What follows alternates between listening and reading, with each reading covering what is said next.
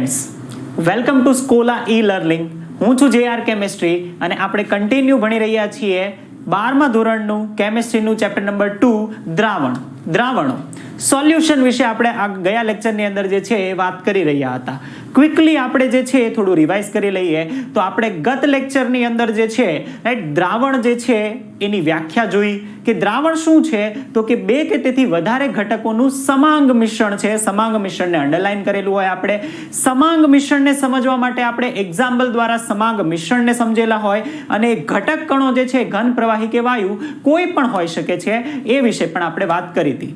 તો આપણે અહીંયા સુધી જોયું હતું. હવે લાસ્ટ ટાઈમમાં આપણે જે છે એ ક્યાં અટકેલા હતા તો આપણે જે છે એ વ્યાખ્યાઓ જોતા હતા કે આપણે વ્યાખ્યાઓ જોઈ કે દ્રાવણ જે છે એની અંદર રહેલા ઘટક કણો કે જેને આપણે દ્રાવ્ય અને દ્રાવક તરીકે ઓળખીએ છીએ. તો આપણે દ્રાવ્ય અને દ્રાવકની NCERT ની વ્યાખ્યા યાદ છે તમને? હા, તમને યાદ હશે કે NCERT ની વ્યાખ્યા એવું કહે છે કે દ્રાવ્ય એટલે કે એ પદાર્થ કે જે ઓછી માત્રામાં હાજર છે અને દ્રાવક એટલે કે જે વધુ માત્રામાં હાજર છે.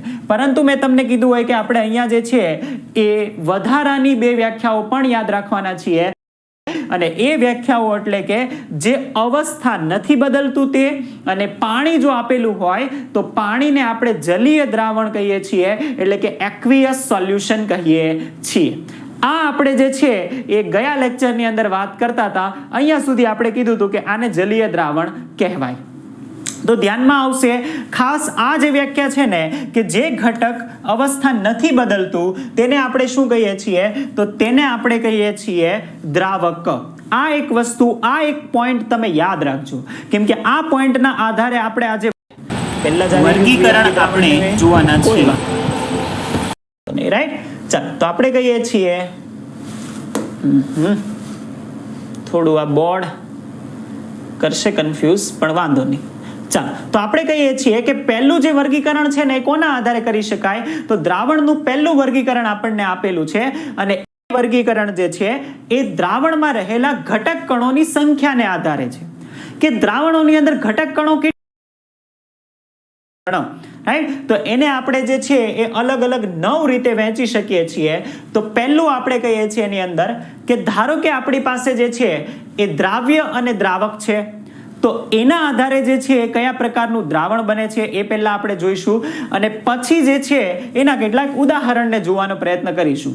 પણ એની પહેલા તમે સમજો, આપણે હમણાં જ્યારે વ્યાખ્યા જોતા હતા ત્યારે વ્યાખ્યાની અંદર આપણે એવી રીતનું કીધું કે જે પણ પદાર્થ પોતાની અવસ્થા નથી બદલતો, રાઈટ, જેમ કે જે પણ પદાર્થ જે અવસ્થા નથી બદલતો એટલે કે જે અવસ્થા કોની હોય, અવસ્થા કયો પદાર્થ નથી બદલતો, કોઈ દ્રાવણમાં રહેલો દ્રાવક જેને આપણે કહીએ છીએ એ અવસ્થા નથી બદલતો. એટલે એનો મતલબ આ દ્રાવકની અવસ્થા એ જ કોની અવસ્થા હશે તો કે આ દ્રાવક અને દ્રાવણની. હા, ઓબ્વિયસલી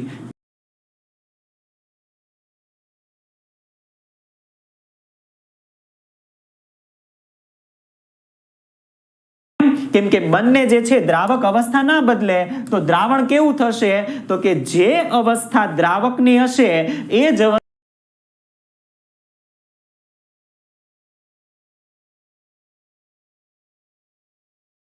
દ્રાવણની થવી જોઈએ. હું એમ કહું કે દ્રાવક ઘન છે તો દ્રાવણ પણ કેવા પ્રકારનું થશે?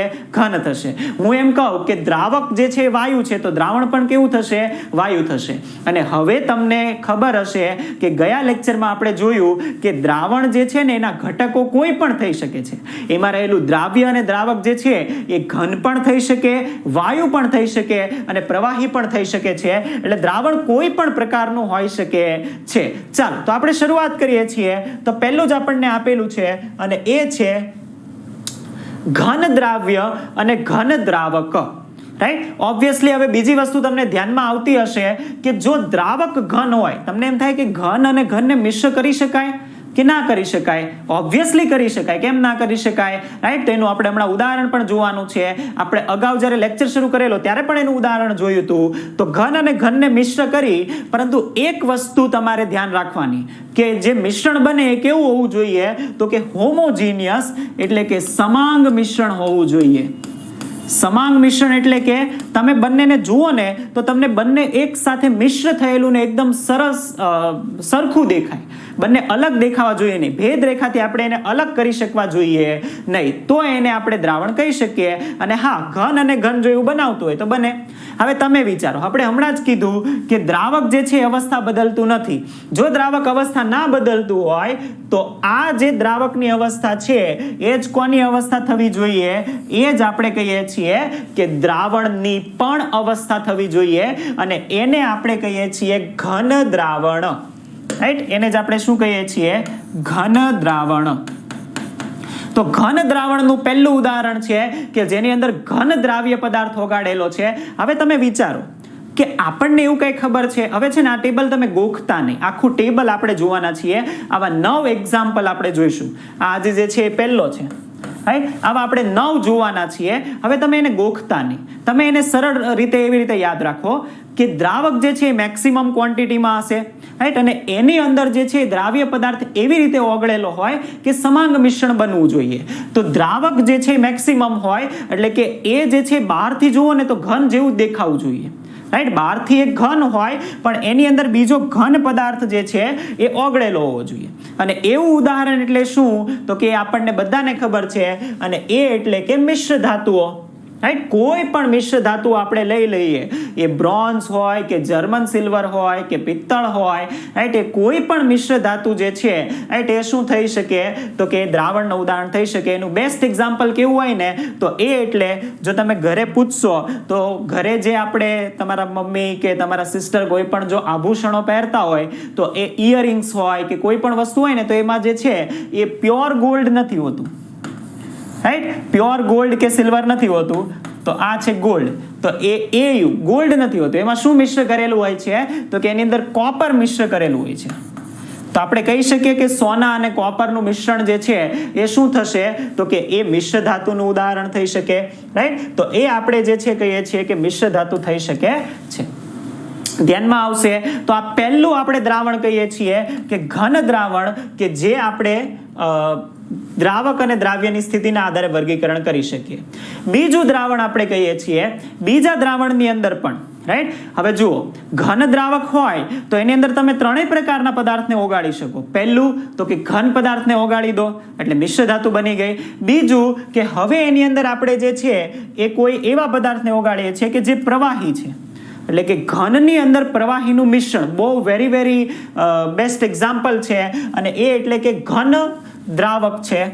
હવે તમને આઈડિયા આવી જ ગયો હશે કે જો ઘન દ્રાવક હોય તો દ્રાવણ કયા પ્રકારનું થવું જોઈએ? ચાલો બોલો જોઈએ, દ્રાવણ કયા પ્રકારનું થાય? Yes, exactly, right. જો દ્રાવક જે છે ઘન હોય તો આપણે કીધું કે અવસ્થા ના બદલે. તો અવસ્થા નહીં બદલે એટલે કે જો આ ઘન હોય તો આ પણ કેવું થશે? દ્રાવણ પણ ઘન જ થશે, અને આ બનશે ઘન દ્રાવણ. આને તમે એમ પણ લખી શકો છો કે પ્રવાહી ઘનની અંદર પ્રવાહી, ઘનમાં પ્રવાહી પ્રકારનું દ્રાવણ. કેમ કે ઘનની અંદર આપણે શું ઓગાળેલું છે? પ્રવાહીને ઓગાળેલું છે. તો તમે એને ઘનમાં પ્રવાહીનું દ્રાવણ અથવા તો ઘન દ્રાવણ તરીકે પણ ઓળખી શકો છો. હવે જુઓ, તમારે થોડુંક ટ્રિકલી આને યાદ રાખવું પડશે. કઈ રીતે? તો આપણે કહીએ છીએ કે આપણી પાસે દ્રાવક એ મેક્સિમમ ક્વોન્ટિટીમાં કોણ છે? તો કે મેક્સિમમ ક્વોન્ટિટીમાં આપણી પાસે ઘન છે. હવે એની અંદર જે છે એ પ્રવાહી કોઈ પદાર્થ ઓગળેલો છે અથવા તો એની અંદર પ્રવાહી કોઈ પદાર્થ સ્ટોર થયેલો છે. હવે એને યાદ રાખવાનું બહુ સરળ ટેકનિક છે કે આપણે મિશ્ર ધાતુઓનું હમણાં ઉદાહરણ જોયું હતું. હવે તમને કોઈ એવી ધાતુ ખબર છે કે જે પ્રવાહી અવસ્થામાં હોય? થોડુંક જો તમે વિચારશો તો તરત જ તમને આઈડિયા આવશે, અને એ એટલે શું? તો કે તરત જ તમને ખબર પડી જશે કે યસ, એક્ઝેક્ટલી, કે પ્રવાહી ધાતુ કઈ છે? તો કે આપણે નાનપણથી ભણતા આવીએ છીએ કે પ્રવાહી ધાતુ છે પારો, મર્ક્યુરી. મર્ક્યુરી પ્રવાહી છે. અને જો આપણે મર્ક્યુરીને જો આપણે ઘન પદાર્થ કોઈ પણ બીજી ધાતુ સાથે ભેળવી દઈએ તો ઓગાળી દઈએ તો એમ કહી શકાય કે આપણે ઘનની અંદર જે છે એ પ્રવાહીને ઓગાળી દીધું, રાઈટ. બંને ધાતુઓ છે. તો એવું એક ઉદાહરણ અને સ્પેસિફિક છે, આપણે યાદ રાખીશું.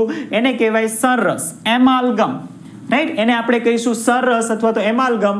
આ ઇમ્પોર્ટન્ટ છે, આપણે યાદ રાખીશું, ઇમ્પોર્ટન્ટ છે. રાઈટ. સરસ કયા પ્રકારના સરસ થઈ શકે? તો કે એક સરસ પ્રકારનું ઉદાહરણ આપેલું છે અને એ આપણને કીધું છે સિલ્વરનું મર્ક્યુરીમાં. આના જેવું જ ઉદાહરણ છે કે જે ઝિંક સરસ છે અને મર્ક્યુરીનું જે છે પારો સોડિયમ સરસ પણ છે. ZnHg પણ થઈ શકે છે, રાઈટ. સોડિયમ Hg પણ થઈ શકે છે, રાઈટ. તો એને તમે બહારથી જુઓ તો એ ઘન પ્રકારનું છે, પણ એની અંદર આપણે મર્ક્યુરીને ડિઝોલ્વ કરેલું છે અને મર્ક્યુરી કેવું છે? તો કે મર્ક્યુરી આપણે કહીએ છીએ પ્રવાહી છે. તો એ કોનું ઉદાહરણ થશે? તો કે એ જે છે સરસ એ ઘનમાં પ્રવાહી દ્રાવણનું ઉદાહરણ થશે. ઇન શોર્ટ ઘન દ્રાવણનું ઉદાહરણ થશે. ધ્યાનમાં આવશે તો આને આપણે યાદ રાખી શકીએ છીએ. આ બીજા પ્રકારનું આપણું દ્રાવણ થયું કે જેમાં ઘનમાં પ્રવાહીને ઓગાળ્યું. જો પહેલું આપણે જોયું ઘનની અંદર ઘનને ઓગાળી દીધું, મિશ્ર ધાતુ બનાવી. ઘનની અંદર પ્રવાહીને ઓગાળી દીધું અને આપણે સરસ બનાવ્યું, એમાલ્ગમ, રાઈટ. અને એમાલ્ગમ પણ કહેવાય. એટલે ક્યાંક ક્યાંક એમાલ્ગમ લખેલું હોય તો કન્ફ્યુઝ નહીં થતા.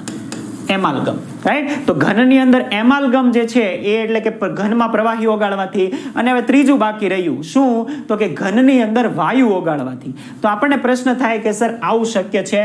ઘનમાં આપણે જે છે વાયુને ઓગાળી શકીએ? હા, ઓબ્વિયસલી આપણે જે છે એ ઘનની અંદર પણ વાયુને ઓગાળી શકીએ. એના માટે હું તમને જે છે પહેલા ઉદાહરણ આપું એટલે તમને જે છે થોડું ક્લિયર થશે. તમે 11મા ધોરણની અંદર ઓર્ગેનિક કેમિસ્ટ્રીની અંદર રાસાયણિક પ્રક્રિયાઓ ભણેલા હશો. રાસાયણિક પ્રક્રિયાઓની અંદર જે છે એ તમે જોયું હશે કે હાઇડ્રોજિનેશનની પ્રક્રિયા જે છે એ થાય છે. હવે યાદ કરો તો હાઇડ્રોજિનેશનની પ્રક્રિયા થતી હોય તો એમાં ઉદ્દીપક કયો વપરાય? હાઇડ્રોજિનેશનની પ્રક્રિયા ઓર્ગેનિક કેમિસ્ટ્રીમાં જો તમે જોયું હોય તો એમાં ઉદ્દીપક તરીકે વાપરી શકાય છે યા તો નિકલ, યા તો પેલેડિયમ, યા તો પ્લેટિનમ. નિકલ, પેલેડિયમ અને પ્લેટિનમ. નિકલ હોય તો વધારે તાપમાન જોઈએ, પેલેડિયમ, પ્લેટિનમ ઓછા તાપમાને થાય. આવું તમે ભણેલા હશો. તો નિકલની સાથે જ કેમ એ વપરાય છે? તો એનું કારણ છે કે નિકલ, પેલેડિયમ અને પ્લેટિનમ જે છે ને એ હાઇડ્રોજનને પોતાનામાં એવી રીતે ડિઝોલ્વ કરે છે કે જેથી એનું સમાંગ મિશ્રણ બને છે.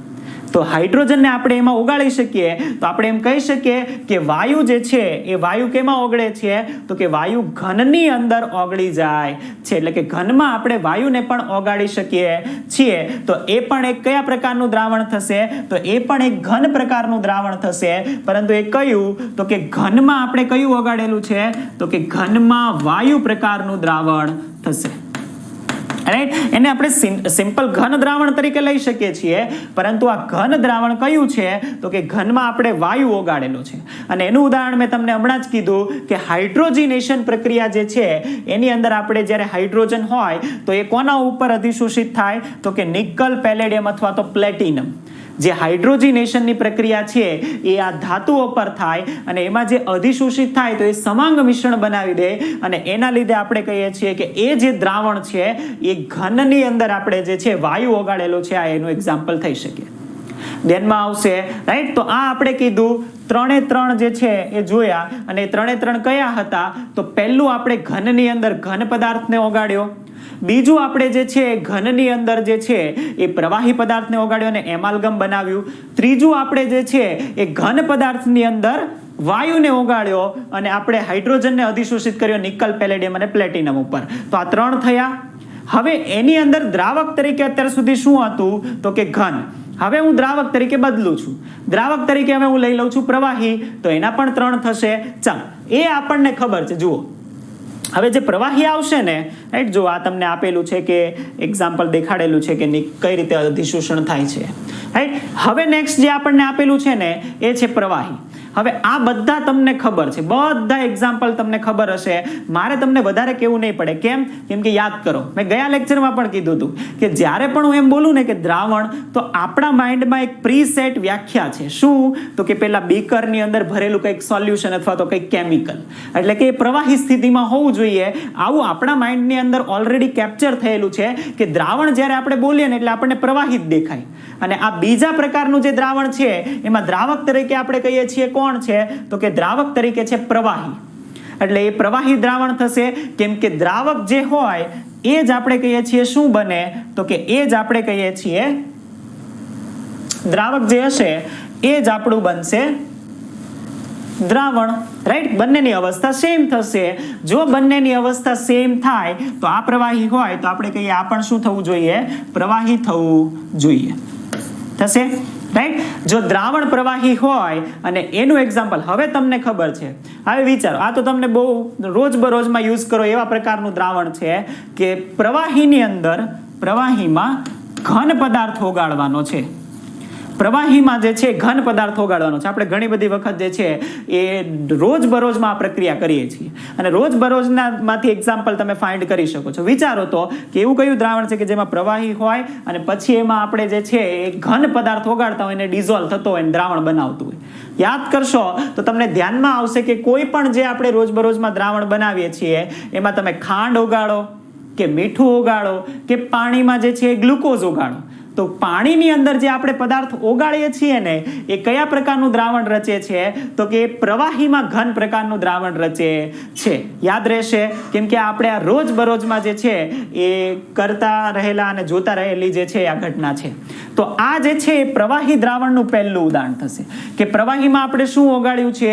તો કે પ્રવાહીમાં ઘન પદાર્થ ઓગાળેલું છે. બીજું આપણે એક્ઝામ્પલ જોઈએ છીએ કે જેમાં પ્રવાહીની અંદર આપણે હવે શું ઓગાળીશું? યસ, એક્ઝેક્ટલી, પ્રવાહીની અંદર આપણે પ્રવાહી ઓગાળીશું. લિક્વિડ અને લિક્વિડને મિશ્ર કરીશું, એટલે કે પાણીની અંદર જે છે એ બીજું કોઈ લિક્વિડ અવસ્થા ધરાવતું બનાવીશું ને એની અંદર દ્રાવણ બનાવીશું. જે પણ આપણે કેમિકલ લેબોરેટરી, કેમિસ્ટ્રીની લેબોરેટરીની અંદર જે બનાવીએ છીએ ને એ બધા દ્રાવણામાં આવશે. જેમ કે તમે જે છે ઇથેનોલને ઓગાળો છો, રાઈટ, અથવા તો પ્રવાહી અવસ્થામાં રહેલો HCl છે એનું મંદ દ્રાવણ બનાવો છો. તો આ પ્રકારના જે દ્રાવણ છે કે જેની અંદર દ્રાવક અને દ્રાવ્ય બંને કયા અવસ્થામાં છે? તો કે પ્રવાહી. હવે તમને ખબર છે કે દ્રાવકની અવસ્થા જે હશે એ જ દ્રાવણની અવસ્થા હશે, તો એના લીધે આપણે એમ કહી શકીએ કે દ્રાવક પ્રવાહી છે, આથી દ્રાવણ પણ થશે પ્રવાહી. અને જો આ પ્રવાહી થાય તો એટલા માટે આપણે એમ કહી શકીએ કે આ દ્રાવણ જે છે એ પ્રવાહી પ્રકારનું થાય અને પ્રવાહી ઓગળવાથી બનતું દ્રાવણ થશે. ઓકે, હવે એનું એક્ઝામ્પલ મેં તમને કહી જ દીધું હમણાં કે કયું થવું જોઈએ? તો કે આપણે આલ્કોહોલને પાણીમાં ડિઝોલ્વ કરીએ તો એનાથી બનતું જે દ્રાવણ જે છે એ આ પ્રકારનું દ્રાવણ થવું જોઈએ. રાઈટ, તો આ જે છે એ ખૂબ જ અગત્યનું એક્ઝામ્પલ છે કે જે આપણને દેખાય છે. રાઈટ, આલ્કોહોલ એટલે શું? તો કે ચાલો બીજું આપણે કહીએ છીએ, બાપરે, રાઈટ, બીજું આપણને ઉદાહરણ છે, ઉદાહરણ પહેલા આવી ગયું છે, કઈ વાંધો નહીં. આપણને કીધું છે દ્રાવ્ય અને દ્રાવક. અત્યાર સુધીની સ્થિતિ હતી એની અંદર દ્રાવક આપણે કયું જોઈ રહ્યા છીએ? તો કે દ્રાવક આપણે જોઈ રહ્યા છીએ પ્રવાહી.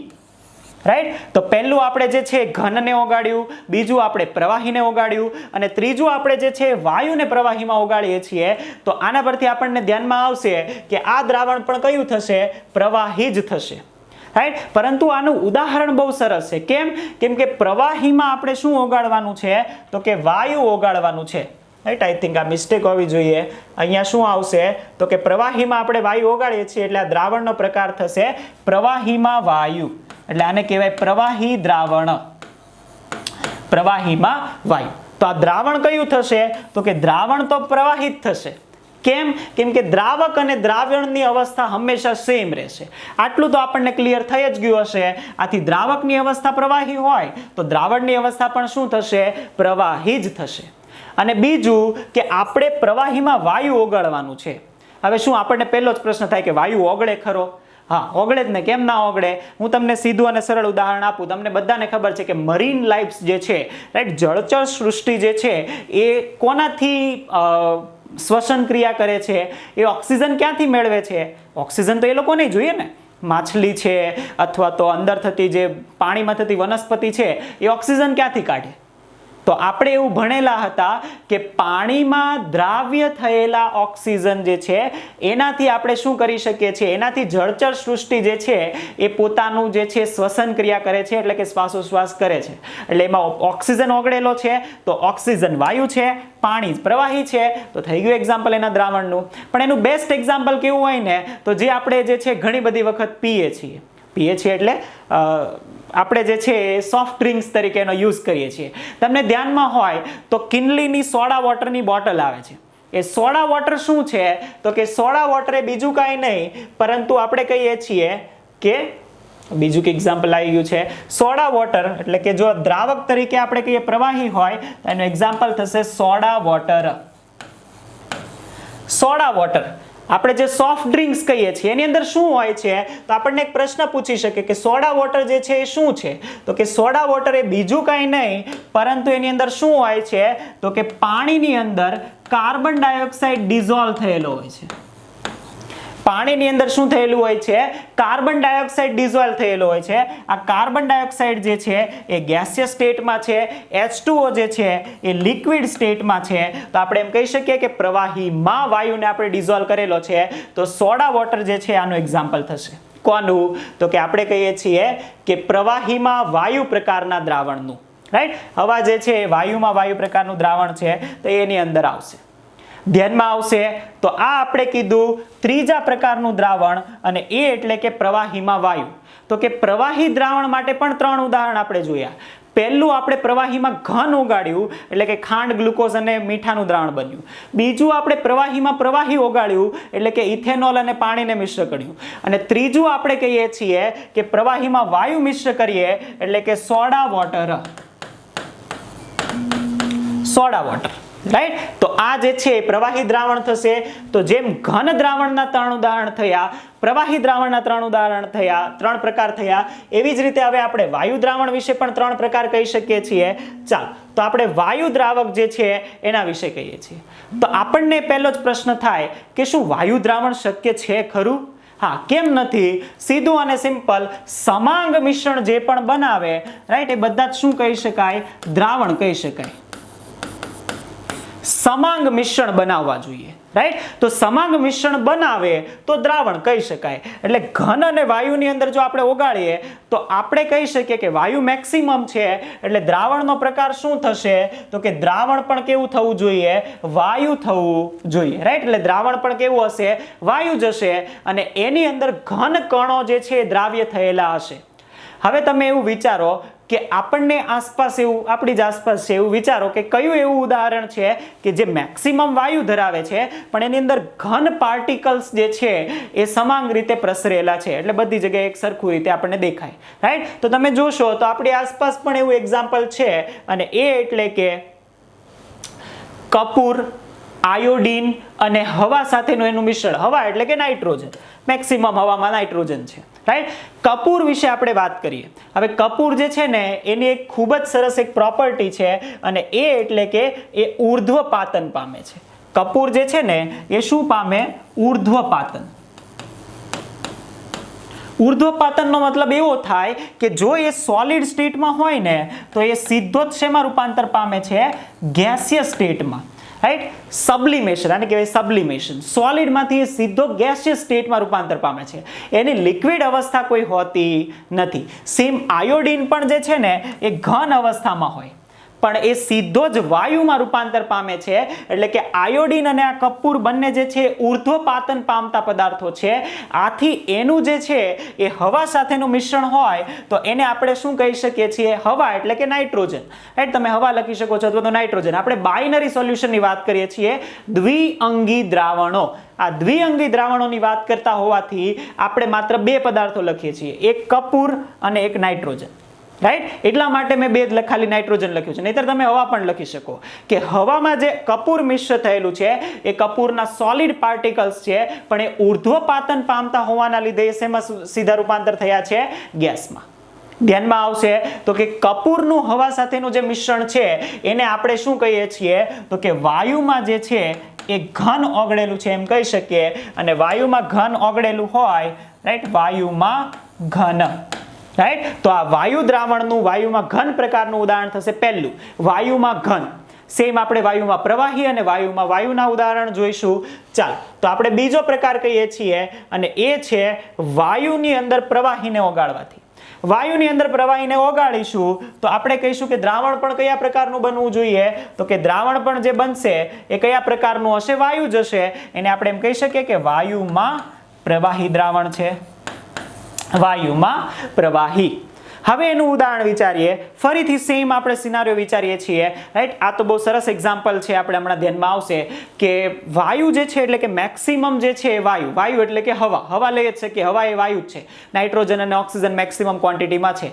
તો નાઇટ્રોજન એની અંદર છે, અને એની અંદર જે છે એ આપણે કહીએ કે પ્રવાહી કણો હોવા જોઈએ, હવે એક્ઝામ્પલ તો તમારી આસપાસ છે જ તે, પરંતુ આપણને એક વેરી સ્પેસિફિક ઉદાહરણ આપેલું છે, તો પહેલા આપણે એ જોઈએ અને પછી આપણે જે છે એના વિશે વાત કરીએ છીએ.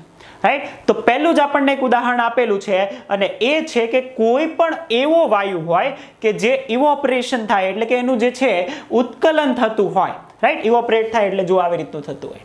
રાઈટ, કે જ્યારે એ ધુમાયમાન હોય, ધુમાયમાન તમે શબ્દ સમજો છો. રાઈટ, તો ધુમાયમાન જ્યારે ગેસ હોય ને, વાયુ, રાઈટ, ધુમાયમાન જે ગેસ હોય એનો મતલબ શું થાય તો કે એ જે છે એ તમે સપોઝ સાંદ્ર સલ્ફ્યુરિક એસિડ અથવા તો નાઇટ્રિક એસિડની બોટલ ખોલો ને તો અંદરથી ધુમાડા નીકળતા હોય. એ ધુમાડા શું સૂચક છે કે એ જે આપણે લિક્વિડ્સ કહીએ છીએ ને એ છે કેવા તો કે છે પ્રવાહી, પરંતુ એ ધુમાયમાન હોવાના કારણે શેમાં કન્વર્ટ થયા છે તો કે વાયુમાં કન્વર્ટ થયા છે અને એના જે લિક્વિડ્સ પાર્ટિકલ છે એ વાયુમાં મિશ્રિત છે. આ જે લિક્વિડ પાર્ટિકલ્સ છે એ વાયુમાં મિશ્રિત છે અને આથી આપણે આને શું કહી શકીએ છીએ તો કે આ જે છે એ ધુમાયમાન લિક્વિડ્સ જે છે એ બધા વાયુમાં પ્રવાહી પ્રકારનું ઉદાહરણ થઈ શકે. બીજું એક ઉદાહરણ જે છે એ તમને હું કહું અને એ એટલે કે ધુમ્મસ. ધુમ્મસ ખબર તમને, શિયાળાની સવારમાં તમે જાઓ ત્યારે શિયાળામાં સવારે હોય. રાઈટ, તો એ ધુમ્મસ શું છે તો કે નાઇટ્રોજન બધે જ છે, એટલે કે હવા તો છે જ અને એની અંદર પ્રવાહી કણો છે. એની અંદર પ્રવાહી કણો છે તો ધુમ્મસ પણ આ પ્રકારનું ઉદાહરણ થઈ શકે. હા કે ના? હા, રાઈટ, તો ધુમ્મસ પણ જે છે આની અંદર આપણે ઉદાહરણ લઈ શકીએ કે પ્રવાહીના પાણીના જે કણો છે એ આની અંદર એટલે કે હવાની અંદર જે છે એ હોય છે. તો આ જે છે બીજું ઉદાહરણ થયું વાયુ દ્રાવણમાં કે વાયુમાં આપણે પ્રવાહીને ડિઝોલ્વ કર્યું. અને ત્રીજું અને મોસ્ટ ઇમ્પોર્ટન્ટ કે જે આપણી માટે બહુ જ અગત્યનું છે અને એ એટલે કે વાયુની અંદર વાયુને આપણે મિશ્ર કરીએ તો આપણે કહીએ છીએ કે વાયુમાં વાયુ પ્રકારનું દ્રાવણ બનશે કે જેને આપણે શું કહીએ છીએ વાયુમાં વાયુ એટલે કે વાયુ દ્રાવણ કહીએ છીએ. તો વાયુની અંદર વાયુ દ્રાવણ બને અને એનું તો બેસ્ટ એક્ઝામ્પલ આપણને બધાને જ ખબર છે, આપણી આસપાસ જ છે કે જેને તો એનું બેસ્ટ એક્ઝામ્પલ જે આપણને ધ્યાનમાં છે અને એ એટલે કે હવા. અને એ એટલે કયું તો કે એ એટલે કે જ્યારે આપણે નાઇટ્રોજન અને ઓક્સિજનનું મિશ્રણ કહીએ છીએ. રાઈટ, જો બાઇનરી સોલ્યુશન આપણે કહેતા હોઈએ એટલે કે દ્વિઅંગી દ્રાવણ કહેતા હોઈએ તો એની અંદર બે ઘટકો હોય અને એ એટલે કે નાઇટ્રોજન અને ઓક્સિજન, તો આપણે કહીએ છીએ શું તો કે હવા જે છે એનું મિશ્રણ થવું જોઈએ, જે આપણે આ રીતે કહી શકીએ. ધ્યાનમાં આવશે. રાઈટ, તો આ જે છે એ કેટલાક એના ઉદાહરણો થયા કે જે આપણા માટે અતિશય અગત્યના હતા. હવે આના આધારે જે છે એમસીક્યુઝ ઘણા બધા પૂછાઈ શકે છે. રાઈટ, તો ક્વિકલી આપણે જે છે આને એકવાર રિવાઇઝ કરી લઈએ અને પછી આપણે જે છે એ નેક્સ્ટ લેક્ચરની અંદર આના કેટલાક થોડાક એમસીક્યુઝ જે છે એ આપણે સોલ્વ કરીશું. ઓકે, ચાલો તો પહેલા આપણે કહીએ છીએ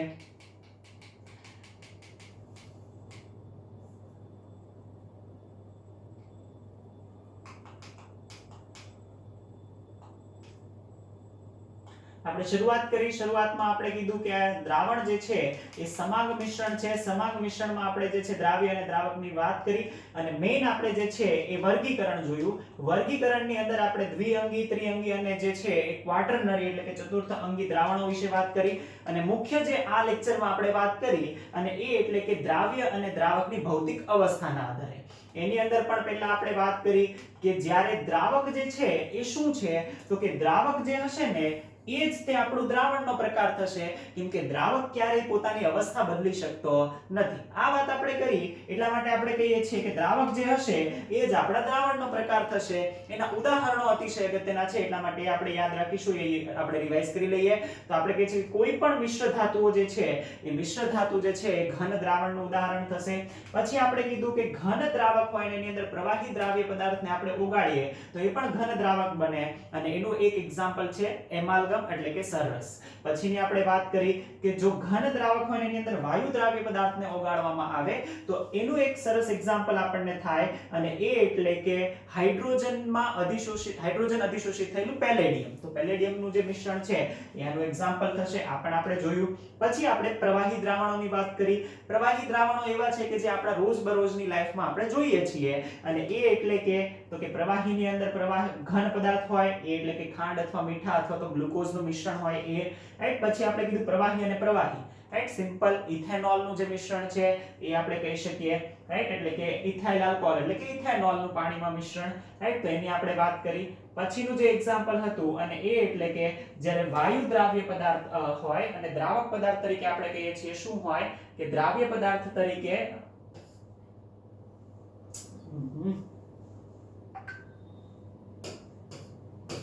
રાઈટ, આપણે એવું કીધું કે જો દ્રાવ્ય પદાર્થ તરીકે વાયુ હોય અને દ્રાવક પદાર્થ તરીકે પ્રવાહી હોય તો આ પણ પ્રવાહી પ્રકારનું થાય અને એનું એક્ઝામ્પલ શું થાય તો એનું એક્ઝામ્પલ થાય સોડા વોટર, રાઈટ. તો આ પણ આપણે જોયું. તો આ જે છે એ આપણે જોઈ ગયા છીએ. પછી આપણે જે છે વાયુ દ્રાવણોની વાત કરી. વાયુની અંદર ઘન, વાયુની અંદર પ્રવાહી અને વાયુની અંદર વાયુ જ્યારે ઓગાળીએ તો એનાથી બનતા મિશ્રણની અને એના ઉદાહરણોની પણ આપણે વાત કરી. તો એનું ઉદાહરણ આપણે જોયું. વાયુની અંદર આપણે પ્રવાહી પદાર્થ જો ઓગાળીએ તો એનાથી બનતું જે છે એ મેં તમને વાત કરી કે જ્યારે ઉર્ધ્વપાતન પામે છે અથવા તો નાઇટ્રોજન જે છે રાઈટ એનું પ્રવાહી હોય અને વાયુમાં જ્યારે પ્રવાહી વાયુ હોય અને એ જે છે ઇવોપરેટ થાય, રાઈટ, તો ઇવોપરેટ થાય તો એ જે છે એ આ રીતનું દ્રાવણ બનાવશે. સેમ આપણે જે છે એ છેલ્લું કીધું અને એ એટલે કે વાયુની અંદર જ્યારે વાયુ મિશ્ર થાય તો એને આપણે હવા કહીએ છીએ. તો આ જે છે એ શું હતું તો કે આ આપણી પાસે રહેલા કેટલાક ઉદાહરણો હતા કે જે આપણે જોયા, રાઈટ, જેના આધારે આપણે દ્રાવણોનું વર્ગીકરણ કરી શક્યા. તો આ અગત્યના ઉદાહરણો છે. તો આજના લેક્ચરમાં આપણે આ વર્ગીકરણ રાખીએ છીએ કે જે અતિશય અગત્યનું છે. હવે આપણે જે છે એ નેક્સ્ટ લેક્ચરમાં આના કેટલાક એક્ઝામ્પલ જોવાના છીએ, રાઈટ, તો એ આપણે નેક્સ્ટ લેક્ચરમાં જોઈશું. તો આ લેક્ચર જો તમને ગમ્યો હોય અને તમને આમાંથી શીખવા મળ્યું હોય તો જરૂરથી તમારા ફ્રેન્ડ્સ સાથે આને શેર કરો, રાઈટ, અમારી આ ચેનલને સબસ્ક્રાઇબ કરો અને જો તમને આ વિડિયો ગમ્યો હોય તો આ વિડિયોને લાઈક કરો. Thank you so much.